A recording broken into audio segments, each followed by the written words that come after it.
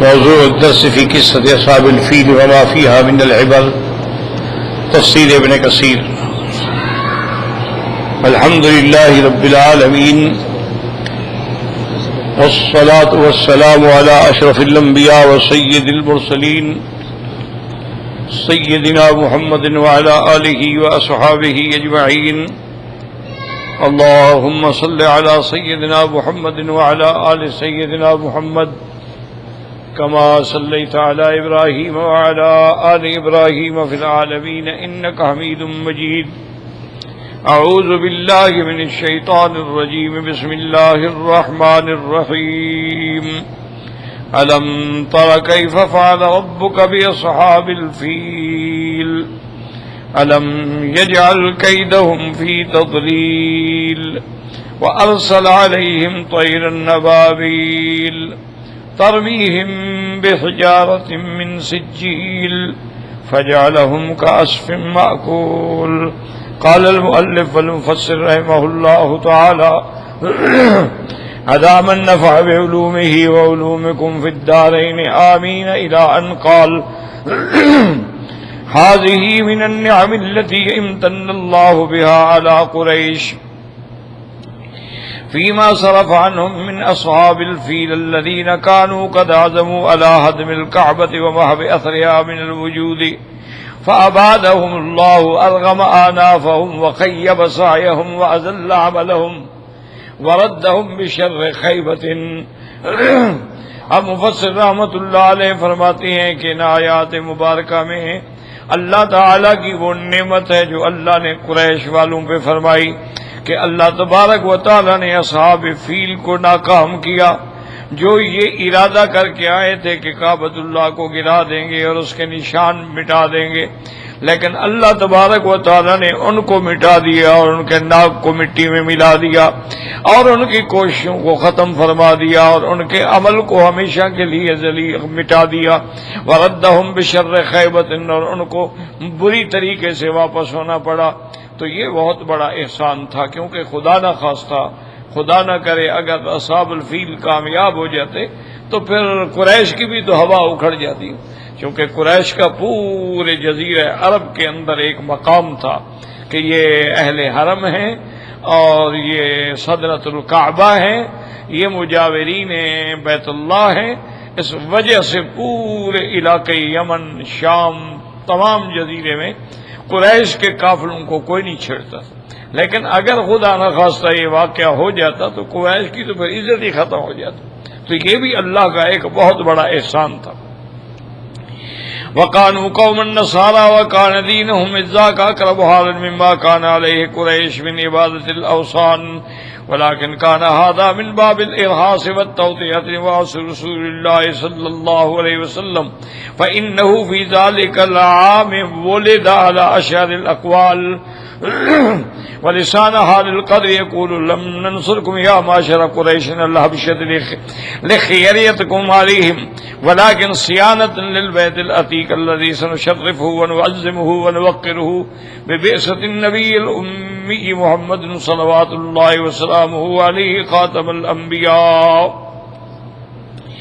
اب مفسر رحمت اللہ علیہ فرماتے ہیں کہ حالانکہ وہ دین نصارہ پہ تھے تو اس لحاظ سے دیکھا جائے تو قریش سے تو وہ بہتر تھے، کیونکہ وہ اہل کتاب تھے، پیغمبر کو مانتے تھے، خدا کو مانتے تھے، قیامت کو مانتے تھے. اور قریش جو ہے یہ تو عبادت الاوثان، یہ تو بتوں کے پجاری تھے. لیکن اصل بات یہ ہے کہ اس کو باب ارہاس کہا جاتا ہے اور یہ تمہید ہے لمبعث رسول اللہ صلی اللہ علیہ وسلم، حضور پاک کی بعثت سے اور حضور پاک کے آنے سے، چونکہ اسی سال حضور صلی اللہ علیہ وسلم پیدا ہوئے ہیں. تو لہذا تو بارے قدر یہ بتا رہی ہے کہ اے قریش، ہم نے تم کو حبشہ پہ اس لیے نہیں مدد دی، اس لیے نہیں کامیاب کرایا کہ تم ان سے بہتر ہو، بالکل نہیں. لیکن اصل بات یہ ہے کہ اس گھر کی عزت، اس گھر کی عظمت، کیونکہ ہم نے اس گھر کو مزید عزت دینی ہے، تعظیم دینی ہے، توقیر دینی ہے. اور یہاں ہم اپنا نبی الامی محمد صلوات اللہ وسلام اللہ علیہ خاتم الانبیاء، ہم نے اس اسی مقام پہ اپنا پیغمبر حضرت محمد مصطفیٰ صلی اللہ علیہ وسلم پیدا فرمانے ہیں۔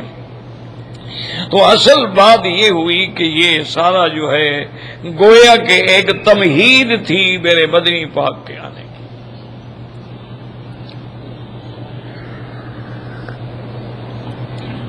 حضور صلی اللہ علیہ وسلم یعنی ابھی پیدا بھی نہیں ہوئے اور آثار و علامات ظاہر ہونے لگے۔ تو اس لیے اللہ نے فرمایا کہ قریشیوں تم تو کوئی ان سے بہتر نہیں تھے کہ اس لیے ہم نے مدد کی، تم تو بت پرست ہو، اور وہ تو پھر بھی دین نصارہ پہ تھے، لیکن ہم نے اصل میں اس گھر کی عظمت کا لحاظ کیا، چونکہ اس گھر کی شان ہم نے بڑھانی ہے، اور یہاں آخری نبی خاتم الانبیاء حضرت محمد مصطفیٰ کو پیدا فرمایا صلی اللہ علیہ وعلی آلہ واصحابہ وسلم تسلیما کثیرا کثیرا۔ وهذه قصة أصحاب الفیل على وجه الإيجاز والاختصار والتقریب۔ اب مفسر رحمۃ اللہ علیہ فرماتے ہیں کہ یہاں اصحاب فیل کا واقعہ جو ہے میں اختصار کے ساتھ پیش کرتا ہوں۔ قد تقدم فی قصۃ اصحاب الاخدود ان ذا نواس وكان آخر ملوک حمیر وكان مشركا وهو الذي قتل اصحاب الاخدود وكانوا نصارى وكانوا قريبا من 20,000 فلم يفلت منهم الا دوز صالبان فذهب فاستغاث بقيصر ملك الشام وكان نصرانيا۔ اب مفسر رحمۃ اللہ علیہ فرماتے ہیں اصحاب الاخدود کے بارے میں آپ پڑھ چکے ہیں، اور وہاں بڑی تفصیل سے میں نے بیان کیا ہے کہ ذا نواس جو ہے یہ حمیر کے آخری بادشاہوں میں تھا، وکان مشرکن، اور یہ مشرک تھا، اور یہی وہ بندہ ہے کہ جس نے اصحاب الاخدود یعنی خندقیں کھدوا کے آگ بھروا دی تھی کہ جو آدمی اس کے دین کو قبول نہ کرے ان کو آگ میں ڈال دیا جائے۔ اور وہ لوگ جو تھے دین نصارہ پہ یعنی دین عیسیٰ علیہ السلام پہ تھے، وقانو قریبا من 20,000 تقریباً 20,000 آدمی تھا جس کو اس نے آگ میں ڈالا۔ 20,000 آدمیوں کو جلا دیا گیا، لیکن دیکھیں کمال کہ 20,000 آدمی اپنے دین پہ قائم رہا، جل گئے لیکن دین نہیں بدلا۔ یہ ہے ایمان۔ ہمیں تو کانٹا لگے نا تو تکلیف ہو جاتی ہے، تھوڑا سا نقصان ہو جائے تکلیف ہو جاتی ہے۔ کتنی بڑی بات ہے کہ سامنے یعنی قرآن نے خود وہ منظر کھینچا ہے کہ وَالسَّمَاءِ ذَاتِ الْبُرُوجِ وَالْيَوْمِ الْمَوْعُودِ وَشَاهِدٍ وَمَشْهُودٍ قُتِلَ أَصْحَابُ الْأُخْدُودِ۔ یہ اللہ نے فرمایا ہلاک ہوں اصحاب الاخدود کہ آگ جلائے، اور ہم علی ما یفعلون بالمؤمنین شہود، جو کچھ ہو رہا تھا اوپر بیٹھے ہوئے دیکھ رہے ہیں، ہنس رہے ہیں، لوگ جل رہے ہیں وہ ہنس رہے ہیں۔ حتیٰ کہ واقعات میں آتا ہے کہ ایک عورت چھوٹا بچہ دودھ پینے والا اس کے ساتھ ہے، اس کو کہا دین چھوڑ دو، اس نے کہا کہ نہیں دین تمہیں نہیں چھوڑ، اس نے کہا پھر تمہیں آگ میں ڈال دیا جائے گا اور یہ بچہ بھی جل جائے گا۔ اب اس عورت کے پاؤں ذرا ڈگمگانے لگے تو بچہ بول پڑا، اس نے کہا ماں خود مت گھبراؤ، یہ دنیا کی آگ ہے، اس کے بعد آگے جنت ہی جنت ہے۔ تو اللہ تبارک و تعالی نے اس کو بھی ہمت دی کہ اس نے بھی آگ میں چھلانگ لگا دی۔ تو یہ ایمان ہوتا ہے کہ آدمی آزمائش میں پورا اترے، اپنے عقیدے پہ، اپنے دین پہ، اپنے ایمان پہ قائم رہے تو تعریف تو آتی۔ تو یہ ذا نواس تھا جس نے یہ سارا عمل کیا، 20,000 آدمیوں کو جلا ڈالا، ایک آدمی کو موقع ملا تو وہ بھاگ گیا۔ فذهب فاستغاث بقیصر ملک الشام، وہ سیدھا پہنچا شام، اور بادشاہ شام جو ہے وہ نصرانی تھا، وقال نصرانی فقتبله الى النجاشی ملک الحبشۃ لكونه اقرب الیہم۔ اس نے جا کے واقعہ سنایا کہ 20,000 نصرانیوں کو جلا ڈالا گیا ہے اور تم بادشاہ ہو، ہماری مدد کرو۔ تو اس نے فوراً خط لکھا نجاشی کو جو بادشاہ تھا حبشے کا اور وہ ان کے قریب تھا، فبعث معه اميرين اربعة وابرهة بن الصبا ابا يقسم في جيش كثيف، اور اس نے اپنے 2 امیر بھیجے، ایک جو ہے اس کا نام ارباد تھا اور ایک جو ہے اس کا نام ابرہۃ بن الصبا تھا، اور لشکر بھی دیا ان کو، فدخلوا اليمن فجاسوا خلال الديار واستلبوا الملك من حمير وهلك ذو نواس غريقا في البحر.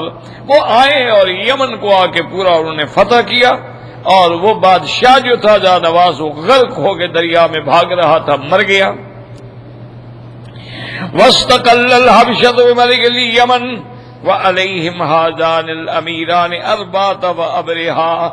اب یمن پہ پورا ان کا کنٹرول ہو گیا، اور وہاں یہ دو ہی امیر تھے، ایک اربات اور ایک ابرہہ. فاختلفا في امرهما وتساولا وتقاتلا وتصافا فقال احدهما للآخر انه لا حاجة بنا الى يشترى بالجيشين بيننا ولكن ابرز الي وابرز اليك. فلما قتل الاخر استقل بعده بالملك. اب ان دونوں میں اختلاف ہو گیا، ابرہہ میں بھی اور اربیات میں بھی، حتیٰ کہ نتیجہ یہ نکلا کہ دونوں بالکل اپنی فوجیں لے کے تیار ہو گئے اور آمنے سامنے ہو گئے اور صف بندی ہو گئی. تو اس کے بعد وہ کہنے لگے کہ بھائی ہم لوگوں کو جب مروائیں تو کیا فائدہ ہے. اس نے کہا دیکھو ایسا کرو، تم بھی نکلو میں بھی نکلتا ہوں، ہم مقابلہ کرتے ہیں، جو مارا گیا ختم، جو بچ جائے گا وہ بادشاہ بنے گا. بجائے اس کے کہ ہم اپنی فوج کو برباد ڈالیں، اس سے بہتر ہے کہ ہم دونوں آپس میں مقابلہ کریں. اس کے بعد کہتے ہیں فَأَيُّنَا قَتَلَ الْآخَرَ اسْتَقَلَّ بَعْدَهُ بِالْمُلْكِ. جس نے دوسرے کو قتل کر دیا پھر ملک اسی کا ہوگا. فَأَجَابَهُ إِلَىٰ ذَلِكَ فَبَارَزَا وَخَلَفَ كُلُّ وَاحِدٍ مِّنْهُمَا كَنَاةً فَحَمَلَ أَرْبَاطَ الْأَبْرِحَةَ ضَرَبَهُ بِالسَّيْفِ فَشَرَمَ أَنفَهُ وَفَمَّهُ وَشَقَّ وَجْهَهُ فَحَمَلَ أُتُودَةَ مَوْلَى أَبْرَحَةَ عَلَىٰ أَرْبَاطٍ فقتله ورجع أبرة جريحا فداوى جرحه وبرأ واستقل بتدبير جيش الحبشة باليمن. اب وہ دونوں جب آمنے سامنے ہوئے تو ارباط نے حملہ کیا ابرہہ پر، اور تلوار ایسے ماری کہ اس کی ناک کٹ گئی اور اس کا چہرہ جو تھا وہ زخمی ہو گیا. لیکن وہ حمل عتودۃ مولا ابرہہ، یہ غلام تھا ابرہہ کا، اس نے پھر اریات پہ حملہ کیا فقاتلہ، اس کو قتل کر دیا. فرجع ابرہۃ جریحا، ابرہہ زخمی ہو گیا، ناک کٹ گئی، چہرہ پھٹ گیا، لیکن علاج کرایا ٹھیک ہو گیا. لیکن اب وہ حبشے کا مستقل بادشاہ بن گیا کیونکہ دوسرا تو مارا گیا. فكتب إليه النجاشي يلومه على ما كان منه ويتوعده ويحلف ليطأن بلاده ويجزن ناصيته. فأرسل أبرهة بترقق له ويصالحه بأس مع رسوله بهدايا وتحف وبجراب فيه من تراب اليمن وجز ناصيته فأرسلها معه ويقول في كتابه ليطأ الملك ولا هذا الجراب فيبر قسمه وهذه ناصيتي قد بعثت بها إليك. فلما وصل ذلك إليه أعجبه منه ورضي عنه وقره على عمله. اب جب بادشاہ شام کو پتہ لگا تو اس نے نجاشی کو خط لکھا، اس نے کہا یہ تم لوگوں نے کیا کیا ہے کہ میں نے تم کو امیر بنا کے بھیجا، تم آپس میں لڑ پڑے، تم نے اچھا نہیں کیا ہے، تم نے اریاد کو قتل کر دیا ہے، تو اب اس کا بدلہ میں دوں گا، اور میں تیرے ملک میں آ کر تیرے اینٹ سے اینٹ بجا دوں گا، اور میں تیرے ناک سے پکڑ کے تجھے زمین پہ گھسیٹوں گا. اب ابرہہ نے کیا کیا؟ ابرہہ نے یہ کیا کہ بھی اس کو راضی کرنے کے لیے ہدایہ بھی بھیجے، بڑے بڑے تحفے بھی بھیجے، اور ایک مشکیزے میں یمن کی مٹی بھی بھیجی، اور اپنے پیشانی کے بال جو تھے نا وہ بھی کاٹ کے بھیجے. اور نے کہا بادشاہ سلامت، آپ نے قسم کھائی ہے کہ یمن کی مٹی پر آپ آئیں گے تو یہ یمن کی مٹی ہے، اس کو پاؤں کے نیچے دے دیں، باقی آپ میری پیشانی پکڑیں گے، یہ میرے بال حاضر ہیں، آپ ان کو پکڑ لیں تو مجھے معافی عطا فرما دیں، میں اپنے آپ کو خود پیش کرا. تو بادشاہ شام نے جب یہ دیکھا کہ کوئی عجیب بات ہے کہ اپنے ملک کی مٹی بھی بھیجتا ہے اور اپنے بال بھی بھیجتا ہے، اس نے کہا چلو میں نے بھی معاف کیا، جب وہ اس طرح معافی مانگ رہا ہے تو میں اس کو معافی دیتا ہوں. فلما وصل ذلك الیہ اعجبہ من، اس کو بڑی بات اچھی لگی، ورضی عنہ، راضی ہو گیا، واقرہ علی عملہ، اور اس کو رہنے دیا، وارسل ابرائق النجاشی انی سابنی لک کنیسۃ بارض الیمن لم یبن قبلها مثلها، اور ابراہ نے نجاشی کو پیغام بھیجا کہ میں ارض یمن کے اندر ایک ایسا گرجا بناؤں گا نصارہ کے لیے کہ ایسا پہلے کبھی کسی نے نہیں بنایا ہوگا۔ فشرع فی بناء کنیسۃ حائض بسنا رفیعۃ البناء عالیۃ الفناء مزخرفۃ من الارجاء سمتها العرب والقلیس ارتفاعها لأن الناظر الیہا تکاد تسقط قلنسوته عن راسه من ارتفاع بنائها۔ اب اس نے وہ جو کنیسہ بنایا بڑا اونچا، بہت بڑی عظیم الشان بلڈنگ بنائی، اور اس کو بڑا مزین کیا اس نے، حتیٰ کہ یمن والے اس کو کہتے تھے کلیس۔ کلیس کا کیا معنی ہے؟ یعنی اتنی اونچی کہ دیکھو تو آدمی کی ٹوپی کلن سوا گر جائے، اتنی اونچی اس نے بنا بنائی، اور اس کے میدان بنائے، اس کے لان بنائے، اس کے اندر سونے چاندی کے کام کیے، یعنی وہ ایک نمونہ تھا، نادر مثال تھی دنیا میں۔ وَعَزَمَ أَبْرَاةَ الْأَشْرَمِ عَلَىٰ أَن يُصْرِفَ حَجَّ الْعَرَبِ إِلَيْهَا كَمَا يَحُجُّ إِلَى الْكَعْبَةِ بِمَكَّةَ، اور ابرہہ نے یہ بھی ارادہ کر لیا کہ جیسے لوگ مکے میں حج کرنے کے لیے جاتے ہیں، اب ان سب کو میں ادھر پھیروں گا کہ یہاں آ کر وہ حج کریں۔ وَنَادَىٰ بِذَٰلِكَ فِي مُمْلِكَتِهِ فقریت العرب اللدنانیت والقحطانیت ذالک، اور اس نے اعلان کر دیا کہ بھئی یہ کعبہ بن گیا ہے، اب مکے جانے کی کوئی ضرورت نہیں، اب سب آؤ اور یہاں آ کر حج کیا کرو۔ تو یہ سب سے پہلی بنیاد جو ہے یہ رکھی تھی اس ابرہہ نے، لیکن اس نے دشمنی میں رکھی تھی۔ اور آج ہمارے جاہل جو ہیں انہوں نے محبت میں ہر جگہ ماڈل بنائے ہوئے ہیں، کہیں روضہ شریف کا ماڈل ہے، کہیں کعبہ شریف کا ماڈل ہے۔ انا للہ و انا الیہ راجعون۔ فرق اتنا ہے کہ یہ محبت میں بنا رہے ہیں، دیکھو جی اللہ کا کعبہ ہے، ہم طواف کرانا سکھائیں گے، احرام باندھنا سکھائیں گے، حجر اسود پہ بوسہ دینا سکھائیں گے، رکن یمانی کا استلام سکھائیں گے، مقام ابراہیم پہ 2 رکعت سکھائیں گے، تاکہ آدمی جب حج پہ جائیں تو غلطی نہ کرے۔ او خدا کے بندے، جب تک یہ نہیں بنے تھے تو لوگ نہیں سیکھتے تھے۔ الحمدللہ کتابیں موجود ہیں، ہر زبان میں الحمدللہ کتاب موجود ہے، حتیٰ کہ نقشے موجود ہیں، حتیٰ کہ طواف کرنے کا طریقہ نقشوں کی شکل کے اندر موجود ہے، نماز کے نقشے موجود ہیں، پاؤں کیسے رکھنے ہیں، ہاتھ کیسے اٹھانے ہیں، ہاتھ کیسے باندھنے ہیں، استلام حجر اسود کیسے کرنا ہے، تمام چیزیں اتنی واضح ہیں، اتنی بین ہیں کہ کوئی آدمی بھی پڑھ لے تو وہ سمجھ جاتا ہے۔ ساری زندگی یہی ہوتا ہے، 1400 سال میں علماء نے کتابیں لکھی ہیں۔ یہ تو نہیں کیا نا کہ نعوذ باللہ ہر آدمی اپنے ملک میں کعبے کے ماڈل بنا لے، پہلے شیعہ تاریہ بناتے تھے، اب ہمارے ماشاءاللہ مسلمان اپنے آپ کو اہل سنت والجماعت بھی کہتے ہیں۔ انا للہ و انا الیہ راجعون۔ وہ اللہ کے بندے، اہل سنت مانا حضور کے طریقے پہ چلنے والا۔ سنت کیا ہوتی ہے؟ حضور کا طریقہ۔ سنت کیا ہوتی ہے؟ جس پہ حضور نے ہمیشہ عمل فرمایا ہو، وہ سنت ہے، یاد رکھو۔ ایک ہوتا ہے کہ کبھی کبھی حضور پاک نے کوئی عمل کیا ہے تو وہ سنت نہیں کہنا ہے، وہ جواز کا فائدہ تو دے گا، لیکن اس کو آپ سنت نہیں کہہ سکتے۔ سنت وہ ہوتی ہے جس پہ دوام ہو، یعنی ہمیشہ حضور نے وہی عمل فرمائے، وہ سنت۔ اسی لیے یاد رکھیں کہ سنت کبھی منسوخ نہیں ہوتی، اسی لیے یاد رکھیں کہ سنت کبھی ضعیف نہیں ہوتی، سنت کبھی موضوع نہیں ہوتی، چونکہ جس پہ ہمیشہ عمل ہو وہ بات کیسے چھپی رہ سکتی ہے۔ اب حضور پاک نے صحیح بخاری شریف میں ہے کہ اتا سباتۃ قوم فبال قائما، حضور پاک آئے تو ایک ڈھیر لگا ہوا تھا، جیسے لوگ اپنے گھر کا کوڑا کرکٹ پھینکتے ہیں نا تو وہ ڈھیری بن جاتی ہے، تو اس میں کھڑے ہو کے حضور نے پیشاب فرمایا۔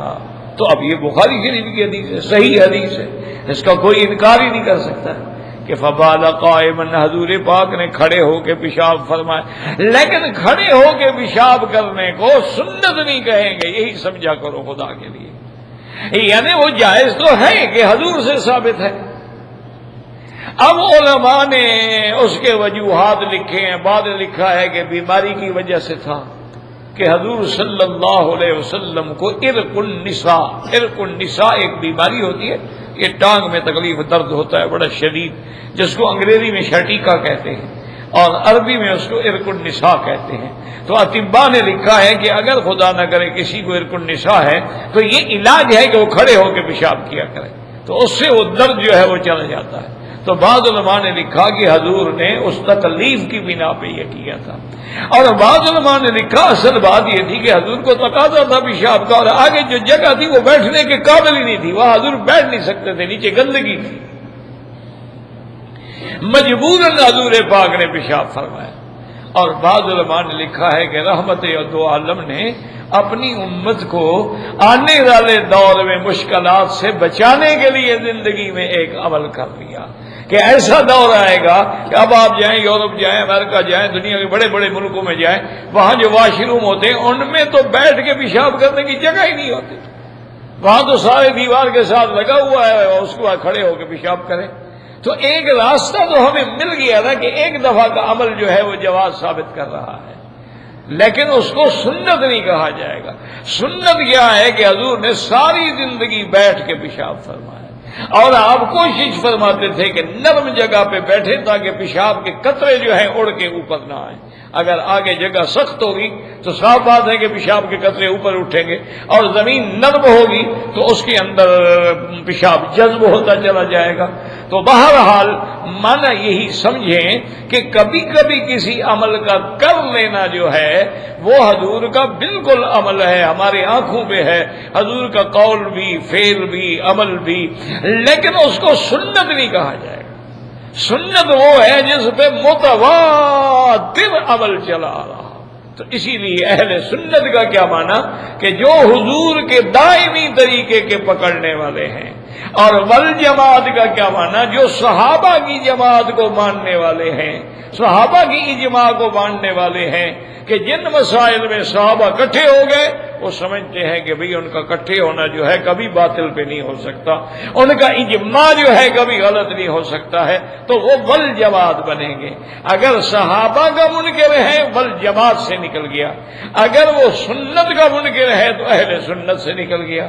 تو اب یہ اہل سنت پتہ نہیں کیسے ہے کہ ہر عمل میں بدعت ہے اور نام اہل سنت ہے. بہرحال یہی ہو سکتا ہے کہ دعا کریں اللہ ہدایت دے، بس اور تو کچھ نہیں ہو سکتا. اور ہم کیا کر سکتے ہیں؟ دعا ہی کر سکتے ہیں نا کہ اللہ ان کو ہدایت دے، اللہ ان کو عقل دے. بھئی تمہارے ہر عمل میں بدعت ہے، یعنی اذان سے لے کر قبر تک بدعت ہے. اذان سے پہلے صلاۃ و سلام پڑھیں گے بدعت ہے. اچھا اسی طریقے سے نماز کے بعد صلاۃ و سلام پڑھیں گے بدعت ہے. اسی طرح کسی مرنے والے پہ ہیلا اسقاط کریں گے بدعت ہے. اسی طرح جنازہ اٹھا کے چلیں گے اور زور زور سے کلمہ پڑھیں گے بدعت ہے. اسی طرح کل جب میت کو دفنا لیں گے تو اذان دیں گے قبر پہ کھڑے ہو کے بدعت ہے. اس کے بعد کل شریف کریں گے بدعت ہے. 7 جمعراتیں کریں گے بدعت ہے. 40واں کریں گے بدعت ہے. 11ویں منائیں گے بدعت. تو ہر عمل میں بدعت ہے، نام اہل سنت ہے. اب اس کا کوئی علاج ہے دنیا؟ اہل سنت کا معنی ہی یہ ہوتا ہے کہ وہ حضور پاک کی سنت پہ چلنے والا ہو. یعنی آپ اندازہ کریں صحابہ اتنا احتیاط فرماتے تھے کہ ایک دفعہ حضرت عبداللہ ابن عمر نے سنا کہ ایک آدمی اذان کے بعد زور زور سے کہہ رہا ہے الصلاۃ الصلاۃ، لوگوں اٹھو نماز نماز نماز. کہیں کیا کر رہے ہو؟ اور نے کہا لوگوں کو نماز کے لیے جگا رہا ہوں اور کیا کرنا. میں مکان رائنا فی زمانہ، حضور کے زمانے میں تو یہ نہیں ہوتا تھا. اذان ہو گئی بس، جو اذان سے نہیں جاگتا ہے پھر ہم اس کی ذمہ دار ہے، نہیں جاگتا نہ جاگے. لیکن یہ جو تم نے شور مچا رکھا ہے یہ بدعت ہے. یعنی حضرت عبداللہ ابن عمر نے اس لفظ حالانکہ وہ یعنی بیچارہ کیا کر رہا تھا، یہی کہہ رہا تھا بھی اٹھو بھائی نماز نماز نماز الصلاۃ والصلاۃ والصلاۃ. کہا نہیں، حضور کے زمانے میں یہ عمل نہیں ہے تو ہم کیوں کریں. آذان ہو گئی اس کے بعد تکبیر ہو۔ اب جس کے اندر ایمان ہے، نماز ہے، محبت ہے، وہ تو انتظار میں بیٹھا ہوتا ہے، اذان ہونے کی دیر ہے، اور بلکہ وہ تو اذان سے بھی پہلے مسجد میں پہنچ جاتے ہیں کہ تاکہ ہمیں دیر نہ ہو، سنتیں پڑھنے میں تاخیر نہ ہو، یا پھر ہمیں سنتیں جلدی جلدی ٹکرے نماز نہیں پڑھیں۔ تو اس لیے ہمیشہ یاد رکھیں کہ سنت کا معنی وہ ہے کہ جس پر دائمی عمل ہو میرے مدنی محمد مصطفیٰ کا صلی اللہ علیہ وعلا آلہ واصحابہ وسلم تسلیما کثیرا کثیرا۔ اب اس کے بعد فرماتے ہیں کہ جناب اس نے اعلان کیا کہ بھائی اب آؤ مکے کا حج کے بجائے ادھر حج کرو۔ بھائی مکے کا حج تو اللہ نے مقرر کیا ہے، بندوں نے تھوڑا کیا ہے۔ یہ مکے میں جو ہم حج کرنے کے لیے آتے ہیں یہ تو فرمان خدا ہے، للہ علی الناس حج البیت۔ اور پھر یہ حج جو ہے یہ تو تمام انبیاء یعنی حضرت آدم علیہ السلام سے لے کر حضرت محمد مصطفیٰ علیہ الصلاۃ والتسلیم سب انبیاء نے کیا۔ حضرت ابراہیم علیہ السلام نے تو اپنی دعا میں بھی کہا نا کہ ربنا ارنا مناسکنا، ہمیں بتائیں کہ ہم کیسے حج کریں گے، ہمیں کیا پتہ ہے۔ وتب علینا انک انت التواب الرحیم۔ اسی طرح حضرت آدم علیہ السلام عرفات آئے، اسی طرح تمام انبیاء علیہم الصلاۃ والتسلیم حج پہ آئے۔ اسی لیے کتابوں میں تاریخ میں موجود ہے کہ مسجد مینا جو ہے مسجد خیف، اس میں 70 نبی نے نماز پڑھی ہے، اتنی عظیم الشان یہ مسجد ہے۔ تو اللہ نے ہمیں حکم دیا کہ وَلِلَّهِ عَلَى النَّاسِ حِجُّ الْبَيْتِ، اللہ نے فرمایا لوگوں کی گردن پہ ہم نے لازم کر دیا ہے اس گھر کا حج، لیکن جو طاقت رکھتے ہیں، من استطاع الیہ سبیلا۔ تو یہ بندوں کے لیے تو انہوں نے کہا کہ نہیں مکے کا حج چھوڑو، میرے کعبے کا حج کرو۔ وَنَادَى ذَلِكَ فِي مُمْلِكَتِهِ، اعلان بھی کروا دیا۔ فَكَرِهَتِ الْعَرَبَ الْأَدْنَانِيَّةُ وَالْقَحْطَانِيَّةُ، ادنانیہ قبیلے کے جو لوگ تھے اور قحطانیہ قبیلے کے، انہوں نے کہا یہ کون سا کعبہ بن گیا بھائی کہ ہم ادھر جائیں حج کرنے کے لیے۔ انہوں نے کہا غلط بات۔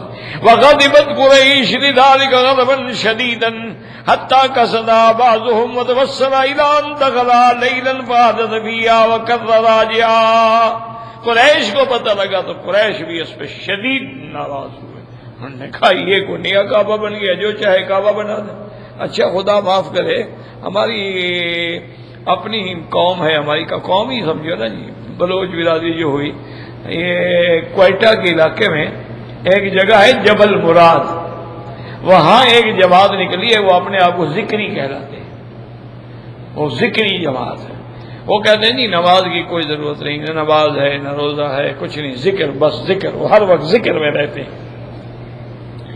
انہوں نے وہی عرفات بنا لیا ہے، وہ وہی حج کرتے ہیں۔ انہوں نے عرفات اپنا بنا لیا ہے، مینا بھی اپنا بنا لیا ہے، اور وہ جبل مراد کا حج کرتے ہیں، جی عرفات ہے۔ انا للہ و انا الیہ راجعون، اللہ معاف کرے، اللہ معاف کرے۔ بھٹک گئی ہے بڑی، اور نعوذ باللہ کتنی اب ان کی نعوذ باللہ تعداد بڑھتی جا رہی۔ انا للہ، اس کی وجہ کیا ہے کہ ان کے نزدیک حلال حرام کا کوئی تفاوت نہیں، اور لوگوں کو ایسا مذہب تو چاہیے۔ دیکھا نہیں لوگ شیعہ کیوں بنتے ہیں؟ بھئی مدعے کی اجازت ہے۔ اس لیے آپ دیکھیں پوری دنیا کے کسی ملک میں چلے جاؤ، جو طوائف بنے گی وہ شیعہ ہو، اس کو لائسنس نہیں مل سکتا ہے بازار حسن میں بیٹھنے کا جب تک اپنے آپ کو شیعہ نہ لکھے، کیونکہ شیعہ کے نزدیک متع جائز ہے، لہذا گناہ تو نہ ہوا نا، وہ تو گناہ سمجھتے ہی نہیں، وہ تو متع ہے۔ اور ان کے نزدیک تو متع کی اتنا فضیلت ہے، نعوذ باللہ نعوذ باللہ نعوذ باللہ، کہ جو 3 دفعہ متع کرے حضرت حسین کے برابر ہو جاتا ہے۔ انا للہ و انا الیہ راجعون۔ اللہ پاک ہدایت دے، دعا کریں اللہ مسلمانوں پہ رحم فرمائے، اللہ عالم اسلام پہ رحم فرمائے، اللہ تبارک و تعالی ہر مسلمان کو گناہوں سے بچائے۔ اچھا، اور پھر یہ ہے کہ وہ عام لوگوں کو دھوکہ دینے کے لیے کہتے ہیں، دیکھو بخاری شریف مسلمانوں کی صحیح کتاب ہے، اصح الکتاب بعد کتاب اللہ، اس میں لکھا ہوا ہے کہ صحابہ بتا کرتے تھے، اور ہے بخاری شریف میں، ہم تو انکار نہیں کرتے۔ وہ بخاری شریف کی دلیل پیش کرتے، اسی لیے تو ہم کہتے ہیں میرا بھائی علماء کی خدمت میں جاؤ، فقہاء کی خدمت میں جاؤ، عالم دین کے پاس جاؤ، حدیث سمجھنی ہے حدیث والوں کے پاس جاؤ، قرآن سمجھنا ہے قرآن والوں کے پاس جاؤ، فقہ سمجھنی ہے فقہ والوں کے پاس جاؤ، نحو سمجھنی ہے نحو والوں کے پاس جاؤ۔ ہر آدمی نہیں ہانڈی پکا سکتا۔ اصل مسئلہ کیا ہے کہ ابتدائی اسلام میں متع جائز تھا، صحابہ بھی کرتے تھے، بعد میں حضور نے فرما دیا کہ لا متعۃ بعد اليوم، آج کے بعد متع بند اور ہمیشہ کے لیے حرام۔ جیسے کہ شراب صحابہ بھی پیتے تھے۔ ایک دفعہ تو حضرت علی کی کچھ اونٹنیاں تھیں رضی اللہ عنہ، وہ ان کو بٹھا کے گھر گئے۔ سیدنا حمزہ رضی اللہ تعالی عنہ حضور کے چچا ہیں، وہ بیٹھے ہوئے تھے جناب، اور لڑکیاں گانا گا رہی تھیں، تو کسی لڑکی نے گانے کے دوران میں کہا کہ پہلے جو سردار ہوتے تھے نا، وہ اونٹوں کے کوہان جو ہے نا، کوہان جو اوپر ہوتی ہے، کوہان کے گوشت کے کباب بنا کے کھلاتے تھے۔ حضرت حمزہ نشے میں تھے، اٹھے تلوار سے اونٹنیاں دبے گی، حکم دیا جی کوہان کاٹو کباب بناؤ۔ حضرت علی رضی اللہ تعالی عنہ جب واپس آئے تو دیکھا ہو تو اونٹنیاں ذبح ہو گئی ہیں، اور تو گوشت بن رہے ہیں، ٹکڑے ٹکڑے ہو رہے ہیں، اور تو آگ جلائی جا رہی ہے، باربیکیو کا انتظام ہو رہا ہے، کباب بنانے کی تیاریاں ہو رہی ہیں۔ حضرت علی کے تو آنسو نکل کہ اتنا بڑا نقصان۔ حضرت علی رضی اللہ تعالی عنہ بڑے شان والے تھے بھی، اب حمزہ سے کیا بات کروں رضی اللہ عنہ، سیدھے حضور کی خدمت میں آئے کہ یا رسول اللہ فانظر ما فعل ابن عمک، دیکھیں آپ کے چاچے کے بیٹے نے کیا کیا۔ حضور پاک بھی غصے میں آئے، آگے دیکھا تو حضرت حمزہ نشے میں دھت بیٹھے۔ حضور نے بتایا ماذا فعلت، کیا کیا تم نے؟ دیکھتے کہتے اچھا هل انتم الا عبید آبائی، کون ہو تم؟ میرے باپ کے ملازم ہو، نوکر ہو، کیا کہنے آئے ہو؟ اس کو نشے میں پتہ ہی نہیں کہ اللہ کا نبی ہے، میرے باپ کے نوکر ہو۔ حضور نے فرمایا علی وہ مجبور ہے، وہ سکر میں ہے، جس نے مجھے نہیں پہچانا وہ علی کی اونٹنیوں کو کیا پہچانے گا، لہذا تیرا نقصان میں پورا کروں گا، اب میں چاچے کو کیا کروں۔ حضور واپس آئے تو جب تک شراب حرام نہیں تھی اگر صحابہ پیتے تھے تو پھر کیا الزام ہے؟ الزام تب ہے تم اگر مائی کے لال ہو تو حرام کے بعد کوئی ایک واقعہ دکھاؤ کہ کسی صحابی نے شراب کو منہ لگایا ہو۔ متع حرام ہونے کے بعد دکھلاؤ کہ کسی نے متع کیا ہو۔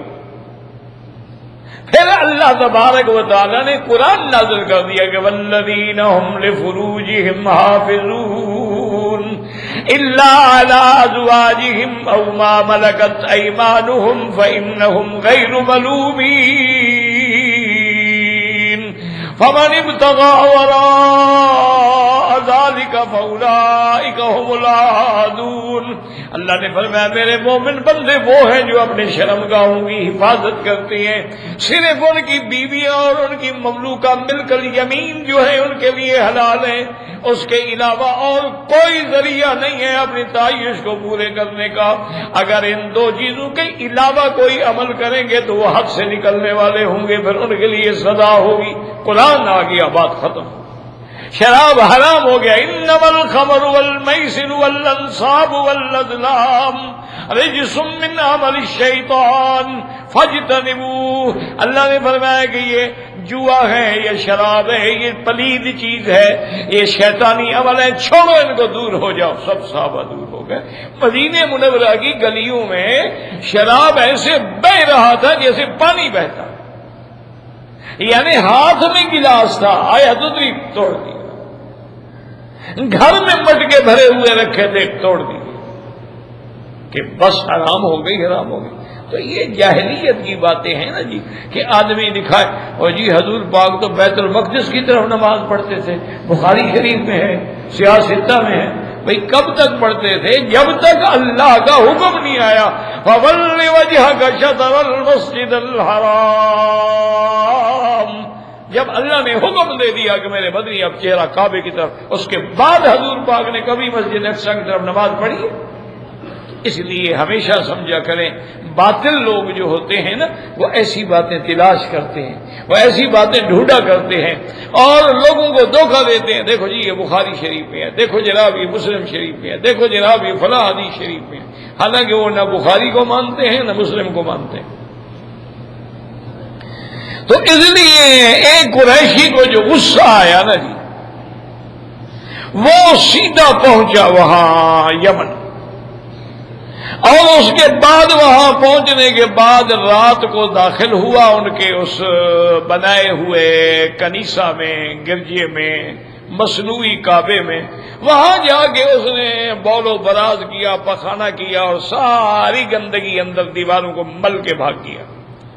فلما رأى الصدر ذلك الحضر فأمره إلى ملكهم أبرهة، اب ان کے جو مجاور تھے صبح آئے، جب دیکھا کہ بدبو ہے اور تلاش کیا تو دیکھا کہ یہ تو سارے دیواروں پہ گندگی ہے، انہوں نے جا کے ابرہہ کو شکایت کی۔ وقالوا له انما صنع هذا بعض قريش غضبا لبيتهم الذي ذهبت هذابه، انہوں نے کہا کہ یہ کام جو ہے کسی قریشی نے کیا ہے، کیونکہ ان کو اپنے کعبے کی شان ختم ہونے کی ڈر ہے، اس وجہ سے انہوں نے غصہ نکالا ہے اور تیرے کعبے کی بھی حرمتی کی ہے۔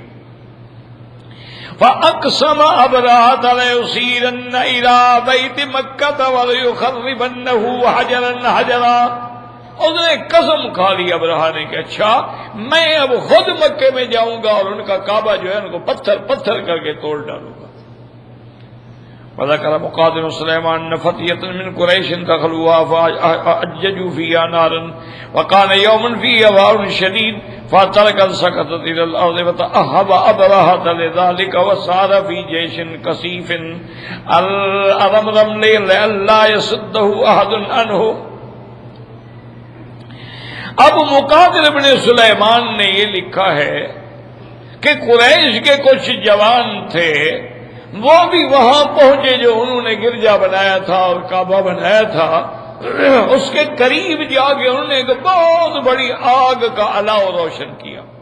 خدا کی شان ہے، ایسی تیز ہوا چلی کہ وہ ساری آگ جو تھی کنیسے کے اندر چلی گئی اور سارے کنیسے میں آگ لگ گئی اور آگ نے جلا کے اس کو راکھ کر دیا۔ اور اس کے بعد پتہ لگا ابرہہ کو، تو اس نے کہا کہ اچھا قریش نے میرے ساتھ یہ کیا ہے، اب میں پورا لشکر لے کے جاؤں گا اور ان کے کعبے کو میں نعوذ باللہ توڑ ڈالوں گا۔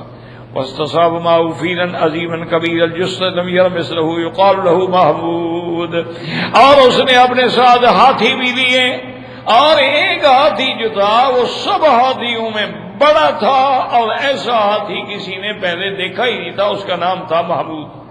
وَكَانَ قَدْ بَعَثَهُ إِلَيْهِ النَّجَّاشِي مَلِكُ الْحَبَشَةِ لِذَلِكَ وَيُقَالُ كَانَ مَعَهُ أَيْضًا سَمَانِيَةُ أَفْيَالٌ، کہتے ہیں کہ اور بھی 8 ہاتھی تھے، وَقِيلَ 12 فِيلًا غَيْرَهُ، اور بعض کہتے ہیں اس کے علاوہ بھی 12 ہاتھی تھے، واللہ اعلم۔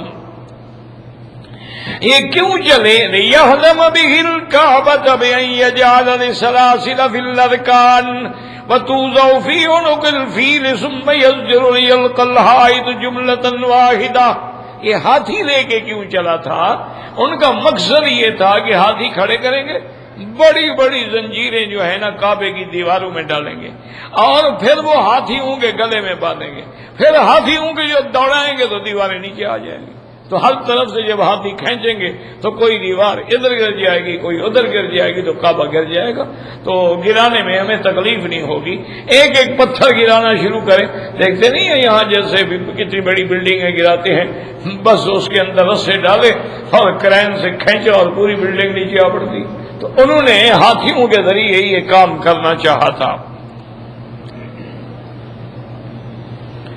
فلما سمعت العرب بمصيره أعظموا ذلك جدا وَلَوْ أَنَّ حَقًّا عَلَيْهِمْ الْمَحَاجَبَةَ دُونَ الْبَيْتِ۔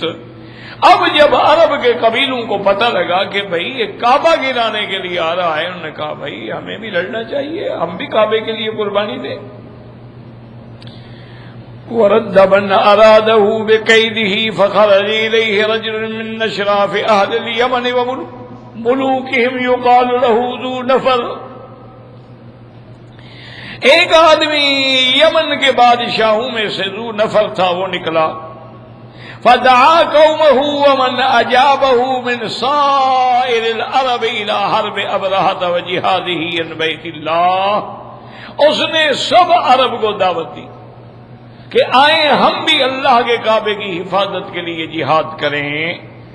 وما يريده من هدمه وخرابه فاجابوه وقاتلوا ابرهة فهزمهم لما يريده الله عز وجل من كرامة البيت وتعظيمه وأصر ذو نفر فاستصحبه معه ثم مضى لوجهه حتى إذا كان بأرض خصعم اعترض له نفيل بن حبيب الخصعمي في قومه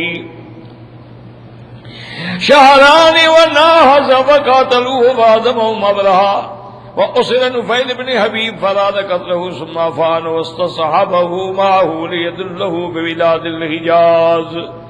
اللہ کی شان ہے کہ ذو نفر کی فوج جو ہے وہ ابرہہ سے لڑی، لیکن ابرہہ نے ان کو شکست دی۔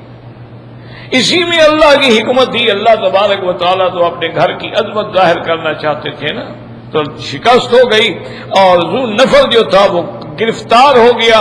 ابرہہ نے حکم دیا کہ اس کو بھی ساتھ رکھ لو۔ پھر چلے تو ارض خصعم پہ جب آئے تو نفیل ابن حبیب الخصعمی نے مقابلہ کیا، لیکن اللہ کی شان ہے وہ بھی شکست کھا گیا۔ تو ابرہہ نے نفیل ابن حبیب جو ہے ارادہ کیا قتل کر دوں، پھر کہا کہ نہیں قتل نہیں کرتا، اس کو ساتھ رکھو تاکہ یہ ہمیں حجاز کا اور مکے جانے کا راستہ بتلائے گا، ہمیں آسانی ہو جائے گی۔ فلما اقترب من ارض الطائف خرج اليه اهلها السقيف فصانعوه خيفة على بيتهم الذي عندهم الذي يسمونه واللات فاكرمهم وبعثوا معه وبارغا دليلا فلما انتهى ابرات المغمز وقريب من مكة نزل به واغار جيش على سرح اهل مكة من الابل وغيرها فاخذوه۔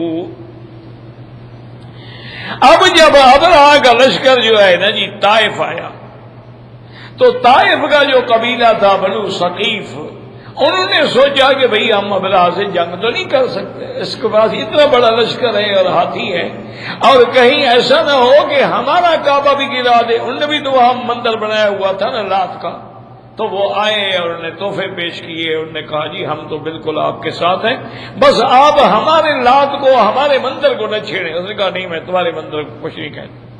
انہوں نے کہا ٹھیک ہے آپ کو ہم ایک آدمی دیتے ہیں، اس کا نام تھا ابا رغال، اس کو آپ جو ہے ساتھ لے جائیں اور یہ سارا صحیح راستے سے آپ کو مکہ پہنچا دے گا۔ تو انہوں نے کہا کہ ٹھیک ہے۔ اب ابرہہ جب مغمس میں پہنچا مکے کے قریب، وہاں جا کے اس نے لشکر اتار دیا اور اس نے اپنے لشکر کو حکم دیا کہ سارے علاقے کے اندر جتنا کسی کا جانور ہے، اونٹ ہے، بکرے ہیں، جو ہے پکڑ لو تاکہ لشکر کو کھلایا جائے۔ وَقَانَ فِي السَّرْمِ عَطَابَعِيًّا لِعَبْدِ الْمُطَّلِبِ، اور اسی میدان کے اندر عبد المطلب کے بھی 200 اونٹ چل رہے تھے۔ وَقَانَ الَّذِي أَغَارَ السَّرْمِ بِأَمْرِ أَبْرَهَةَ أَمِيرِ الْمُقْدَمَةِ وَكَانَ يُقَالُ له الْأَسْوَدُ بْنُ مَقْسُودَ فَهَجَاهُ، تو اس نے حکم دیا ان کو بھی پکڑا گیا۔ فَهَجَاهُ بِأَصْلِ الْعَرَبِ فَمَا فِيمَا ذَكَرَ ابن إسحاق وبعث ابرهة حناطة الحميري إلى مكة وأمره أن يأتيه بأشرف قريش وأن يخبره أن الملك لم يجي لقتالكم إلا أن تصدوه عن البيت۔ اس کے بعد جو ہے اس نے حناطة الحميري کو مکے میں بھیجا کہ مکے میں جاؤ اور مکے میں جو بڑے بڑے سردار ہیں ان کو لے کے آؤ اور ان کو بتاؤ کہ بادشاہ تمہارے ساتھ لڑنے کے لیے نہیں آیا ہے، اس کا مقصد صرف کعبہ شریف کو گرانا ہے، اگر تم اس کے راستے سے ہٹ جاؤ تمہیں کچھ بھی نہیں کہے گا، صرف کعبہ گرا کے واپس چلا جائے گا۔ وآية أن الله على عبد المطلب بن هاشم بلغوا أن ما قال فقالوا عبد المطلب والله ما نريد حربه وما لنا بذلك من طاقة وهذا بيت الله الحرام بيت خليل إبراهيم فإن يمنعه منه فهو بيته وحرمه وإن يخلى بينه وبينه فوالله ما عندنا دفع عنه فقالوا النار فذهب إليه وذهب معه. اب وہ حنظلہ آیا عبد المطلب کے پاس اور اس نے کہا کہ بھئی بادشاہ تم لوگوں سے لڑنے کے لیے نہیں آیا، وہ صرف کعبہ گرانا چاہتا ہے. عبد المطلب نے کہا کہ دیکھو حنظلہ بات یہ ہے کہ ہمارے پاس طاقت بھی نہیں ہے کہ اب لڑیں، ہم کہاں ابرہہ کے فوج سے لڑ سکتے ہیں. بہرحال یہ اللہ کا گھر ہے، یہ بنائے خلیل ہے، حضرت ابراہیم نے اس کو بنایا ہے. اب اللہ اپنے گھر کی خود حفاظت فرمائے تو فرمائے، ہمارے اندر تو طاقت نہیں، ہم تو مقابلہ نہیں کر سکتے. تو اس نے کہا ایسی بات ہے تو تم میرے ساتھ چلو اور جا کے ابرہہ سے بات کرتے ہیں. تو وہ ان کو لے کے آ گیا. واللہ اعلم.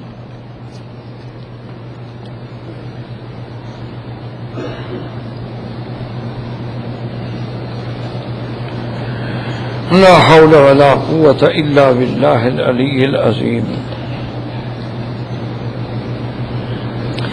ماں کے قدموں کا بوسہ لینا کوئی شریعت میں ثابت نہیں، نہ حضور پاک نے حکم دیا ہے اور نہ کبھی کسی صحابی نے اپنی ماں کو بوسہ، پاؤں کو بوسہ دیا ہے. یہ ہمارے ہاں ایک رواج بن گیا ہے کہ ماں باپ کے آگے جھکتے بھی ہیں، ان کے پاؤں پہ ہاتھ بھی لگاتے ہیں اور بعض لوگ بوسہ بھی دیتے ہیں. تو یہ باتیں قرآن و حدیث میں نہیں ہیں. اصل بات یہ ہے کہ ماں باپ کی احترام کرو، اکرام کرو، عزت کرو اور ان کی بات کو مانو. ہاں جو بات وہ شریعت کے خلاف کریں وہ نہیں مانو. یعنی نعوذ باللہ اگر ماں باپ کہیں نماز نہ پڑھو، ماں باپ کہیں نعوذ باللہ سودی کاروبار کرو، ماں باپ کہیں کہ رشوت کما کے لے آؤ، تو وہ نہیں مانیں گے آپ. باقی ہے ان کا احترام، ان کا اکرام، ان کی عزت بالکل جائز ہے. ہاتھوں پہ بوسے دینے کے بارے میں روایات آتی ہیں، پیشانی پہ بوسہ دینے کے بارے میں بھی روایات آتی ہیں، لیکن پاؤں کے بوسہ دینے میں کوئی حدیث مبارک نہیں.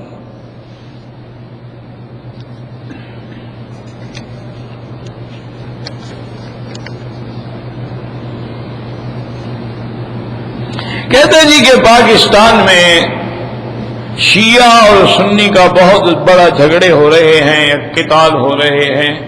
دعا کریں اللہ پاکستان کے حال پہ رحم فرمائے، اللہ پاکستان کو استحکام نصیب فرمائے اور اللہ تمام بلاد اسلامیہ کی حفاظت فرمائے. اللہ اس بلد الامین کو بھی قیامت تک محفوظ رکھے. اصل بات یہ ہے میرے عزیز کہ یہ جھگڑے تو حضرت عثمان کے زمانے سے آ رہے ہیں. شیعہ اسی وقت پیدا ہو گئے تھے نا، وہی تو تھے شیعہ نے علی جنہوں نے حضرت عثمان کو شہید کیا. تو شیعہ اس دور سے پیدا ہو گئے اور اختلاف بڑھتے گئے بڑھتے گئے بڑھتے گئے. اب جو ہماری دشمن قوتیں ہیں، یہود ہیں اور ہنود ہیں، وہ ان جھگڑوں سے فائدہ اٹھاتے ہیں. وہ دونوں پارٹیوں کو اسلحہ دیتے ہیں، پیسہ دیتے ہیں، دولت دیتے ہیں، ان کے لوگوں کو خریدتے ہیں، ان سے حملہ کرواتے ہیں، پھر وہ ان پہ حملہ کرتے ہیں. جب وہ آپس میں لڑ رہے ہوتے ہیں وہ خوش ہو رہتے ہیں، چلو ٹھیک ہے یہ مرے یا وہ مرے، ہمارا تو دشمن ہی مر رہے ہیں نا. تو یہ سارا جھگڑا جو ہے یہود اور ہنود کا ہے، یاد رکھو. اس کے پیچھے جو طاقتیں ہیں وہ یہودیت کی ہے اور ہنود کی ہے. وہی ہے جو کروڑوں روپے خرچ کر کے نوجوانوں کو خریدتے ہیں. اچھا پھر خدا کی قسمت قدرت یہ ہے کہ ہمارے یہاں بے روزگاری ہے. ایک آدمی ایم اے ہے، ڈبل ایم اے ہے، اس کو نوکری نہیں ملتی، انجینئر ہے نوکری نہیں ملتی، ڈاکٹر ہے نوکری نہیں ملتی، تعلیم پڑھی سب کچھ کیا کچھ نہیں ملتا، دھکے کھا رہا ہے ڈگریاں لے کے. ان کو یہ ڈھونڈتے ہیں، ان کی محرومیوں سے فائدہ اٹھا کے ان کو کہا یار چھوڑو، کب تک تم جوتیاں چٹکاؤ گے، ہم تمہیں 20 لاکھ روپے دیتے. ایک دھماکہ ہی کرنا ہے نا. اچھا پکڑے گئے تو ٹھیک ہے، پکڑے گئے، مر گئے، بچ گئے تو بچ گئے. تمہارا خاندان تو ساری زندگی آرام کرے گا نا. اس طرح نعوذ باللہ یہ ساری چال بازی ہو رہی ہے. اللہ تبارک و تعالی معاف کرے اور اللہ ہدایت دے. اور بدقسمتی یہ ہے ہماری کہ ہر ملک میں مسلمان ہی بک رہا ہے. آج تک کوئی ہندو بکا ہے پیسے دے کے حملہ کیا ہو؟ آج تک کوئی یہودی بکا ہے کہ پیسے دے کے حملہ کیا ہو؟ آج تک کوئی سکھ بکا ہے؟ ہم مسلمان بک رہے ہیں. انا للہ و انا الیہ راجعون. بہرحال ہم لوگ تو دعا ہی کر سکتے ہیں اور کیا کر سکتے ہیں. نہیں کوئی شیعہ ہے کوئی کچھ ہے، یہ تو نہیں حکم شریعت کا کہ ایک دوسرے کو مار ڈالو، ایک دوسرے کو قتل کر دو. مردوں کو ثواب پہنچانا جو ہے بالکل جائز. اس میں تو جھگڑا ہی کوئی نہیں کہ آپ نے خیرات کی، صدقہ کیا، قرآن پڑھا، طواف کیا، حج کیا، عمرہ کیا، جو بھی آپ ثواب بھیجنا چاہتے ہیں اللہ ان کو دیتے اور ان کو مطلع کیا جاتا ہے کہ تمہارے فلاں آدمی نے تمہیں یہ تحفہ اور ہدیہ بھیجا.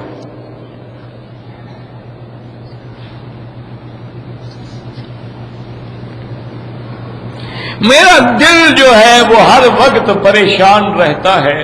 میرا بھائی اس کا علاج اللہ کا ذکر ہے.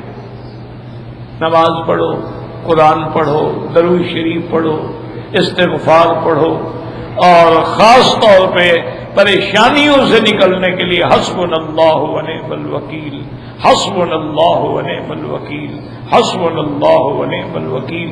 چلتے پھرتے اٹھتے بیٹھتے، وضو ہے نہیں ہے پڑھتے رہو، اللہ کی رحمت ہو جائے گی.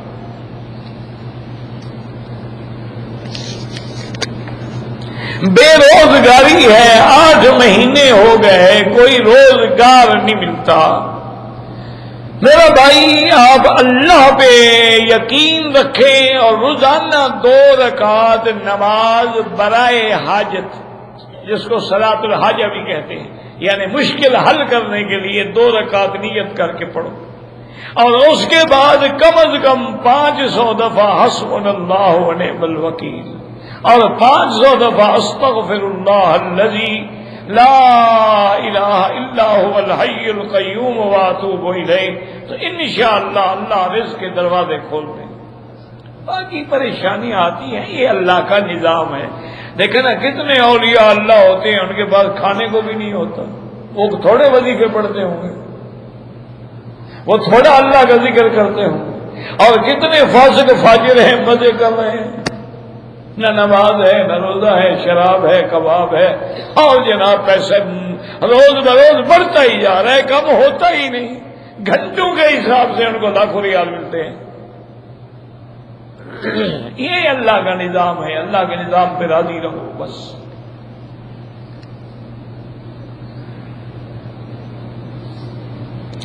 ایک آدمی پاکستان سے عمرے کے لیے آیا، احرام نہیں باندھا تو کیا کرنے آیا تھا حضرت؟ آیا عمرے کے لیے، احرام نہیں باندھا تو باقی مکہ شریف کو زیارت کروانے کے لیے آیا تھا. کعبہ شریف اداس تھا، مکہ اداس تھا. بہرحال عمرہ بھی کرے اور دم بھی دے. دم کے پیسے نہیں، 10 روزے رکھے.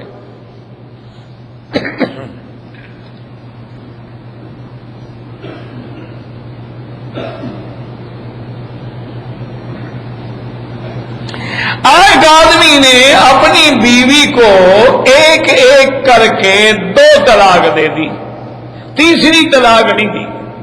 لیکن اب وہ عدت طلاق گزر گئی، دوبارہ نکاح کر لے، اس سے کر سکتا ہے. اگر صرف 2 ہیں تو وہ دوبارہ نکاح کر سکتا ہے، کوئی مشکل، کیونکہ عدت ہی گزر گئی. اب تو نکاح کے بغیر کوئی حل ہی نہیں نا. دوبارہ نکاح کر لو، مشکل کیا ہے؟ کوئی مشکل نہیں. پہلے طلاق دیتے ہو پھر پریشان ہوتے ہو، کیوں؟ وجہ کیا ہے؟ تو پہلے سوچا کرو نا. یہ تو نہیں نا کہ طلاق دے کے پھر مولوی سے مسئلہ پوچھو. طلاق سے پہلے پوچھو کہ جناب میں پریشان ہوں، مجھے بتائیں میں کیا کروں، تاکہ وہ آپ کو حل بتائے، آپ کی اصلاح کی کوشش کی جائے. اسی لیے حکم ہے نا کہ ان خفتم شقاق بینہما، اگر میاں بیوی کے جھگڑے کا خوف ہے فبعثوا حکما من اہلہ وحکما من اہلہا.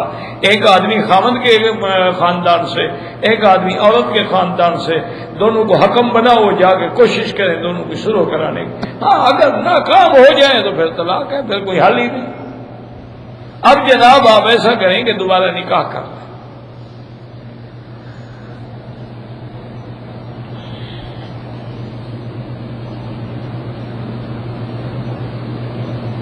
جناب محترم، طلاق شدہ عورت جو ہے عدت کے اندر نکاح ہو سکتا ہے نہیں ہو سکتا ہے جناب، ورنہ عدت رکھنے کا فائدہ؟ اگر عدت کے اندر نکاح ہو سکتا تو عدت رکھنے کی ضرورت کیا ہے؟ عدت کے اندر نکاح نہیں ہو سکتا، جلدی نہ کرو، خیر میں رہے، جب راضی ہے تو بعد میں بھی مل جائے گی۔ ان کو پریشانی ہو رہی ہے نا کہ عدت آ گئی۔ انا للہ و انا الیہ راجعون، خدا کا خوف کر۔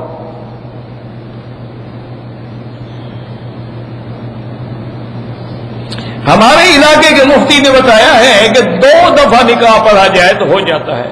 کون سا ایسا مفتی ہے؟ کوئی مفت سے مفتی ہوگا، فتوے والا نہیں ہوگا۔ ایک مفتی ہوتا ہے فتویٰ دینے والا، ایک مفتی ہوتے ہیں مفت سے جو پیدا ہوتے ہیں، الف سے جاہل ہوتے ہیں اور لوگوں کو فتوے دیتے ہیں۔ یہ وہی کوئی ہوگا کہ 2 دفعہ نکاح پڑھو تو حلال ہے، اگر 3 دفعہ پڑھو تو پھر ڈبل حلال ہو گیا، اور 4 دفعہ پڑھو۔ وہ اصل میں یہ چاہتا ہوگا نا کہ 1 دفعہ نکاح پڑھ کے پیسے لوں گا، پھر دوسرے دفعہ نکاح پڑھ کے اور پیسے لوں گا نا۔ اور جناب نہیں ہوتا، 2 پڑھو یا 4 پڑھو۔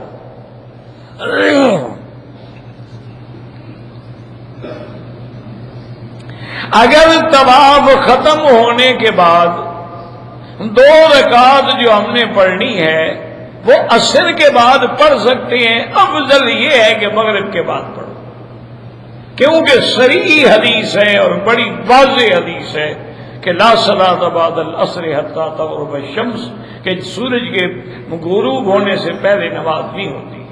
تو بعض ائمہ حرم میں اجازت دیتے ہیں، لیکن ان کے نزدیک بھی افضل ہے کہ مغرب کے بعد پڑھو۔ تو کوشش یہی کریں، ہاں مجبوری ہے، جا رہے ہو، قافلہ جا رہا ہے، بس تیار کھڑی ہے، ساتھی نکلنے والے ہیں، پڑھ لو چلے جاؤ، کوئی کفر اسلام کی جنگ تو نہیں ہے۔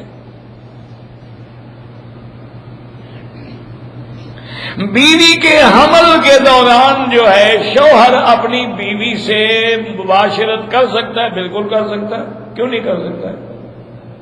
ہاں ایک یہ ہوتا ہے کہ بعض اوقات بیوی کمزور ہے، خطرہ ہے، لیڈی ڈاکٹر نے منع کیا، پھر نہ کرے، ورنہ تو کوئی شریعت میں تو کوئی منع نہیں، چاہے بچہ پیدا ہونے سے 1 رات پہلے تک بھی جماع کرتا رہے، کوئی منع نہیں ہے۔ بیوی کے کن اعضاء کو چومنا منع ہے؟ جو حرام چیزوں کا مقام ہے اس کو نہ چومو، باقی تم سر سے لے کر پاؤں تک چومتے ہی رہو جناب، روزانہ پاؤں چوما کرو، پاؤں چومو، سر سے لے کر سارے، صرف یہ ہے کہ پیشاب کی جگہ تو نہ چومنا جناب۔ اگر شوق ہے تو چلو وہ بھی پی لو، اینٹی بایوٹک کا کام دے گا، اینٹی سیپٹک ہوتا ہے۔ انا للہ و انا، تمہیں ایسے مسئلے پوچھتے ہوئے شرم بھی نہیں آتی؟ نہیں، اللہ کے حرم میں ایسے مسئلے آئے نا، مجھ سے آ کے اکیلے پوچھا کرو، پھر میں تمہیں بڑا ٹھیک ٹھاک سمجھاؤں گا کہ کبھی ضرورت ہی نہیں پڑے گی تمہیں کسی مولوی کے پاس جانے کی۔ میرے پاس وہ بلوچی جواب ہیں بڑے اچھی طرح سے، لیکن شرط یہ ہے حرم نہ ہو، حرم کے باہر پوچھا کرو اور اکیلے آ کے پوچھا کرو، تاکہ اس وقت جو آپ کے ساتھ حشر ہوگا نا وہ لوگ نہ دیکھیں۔ انا للہ و انا الیہ، تو شرم نہیں آتی کعبے میں کیا پوچھ رہا ہوں؟ تمہیں بیوی سے محبت ہے، تم جانو، تمہارا کام جانے، تمہاری بیوی ہے، سر سے پاؤں تک چوم سکتے ہو، شریعت میں تو کوئی منع نہیں ہے، لیکن آخر کوئی آداب بھی تو ہیں کہ نہیں؟ بی بی عائشہ سے اچھی بیوی کوئی ہوگی دنیا میں؟ وہ کہتی ہے حضور پاک نے میرا بدن دیکھا ہی نہیں، آنکھوں سے نظر سے بھی نہیں دیکھا۔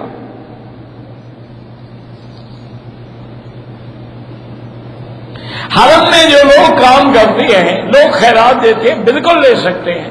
یہ کوئی بڑے آدمی ہوتے تو یہاں صفائی کرنے کے لیے آتے، بھلا غریب لوگ ہیں، مستحق ہیں، 700-800 ریال تنخواہ، اس زمانے میں کوئی 700-800 ریال تنخواہ سے گزارا ہو سکتا ہے؟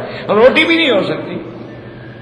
یہ تو وہ غریب ہیں، حرم کے لیے پڑے ہوئے ہیں بیچارے، بس وہ 1 روٹی لے لی، دہی کی ڈبی لے لی، اس سے گزارا کر لیا، 2-4 آدمی مل کے کچھ تھوڑا بہت دال شال بنا لی یا پھول لے لی 1 ریال کی، اور 2 آدمیوں نے کھا لی، اس طرح گزارا کرتے ہیں غریب، ورنہ 700-800-1000 ریال کی تنخواہ ہے، ایمان سے کہو۔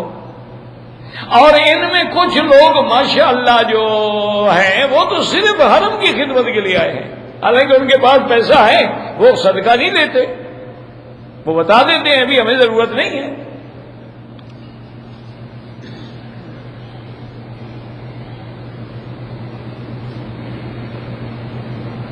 انٹرنیٹ کے ذریعے بے حیائی کا بواد زیادہ آ رہا ہے. میرا بھائی گزارش یہ ہے کہ یہ وبا دنیا کی کوئی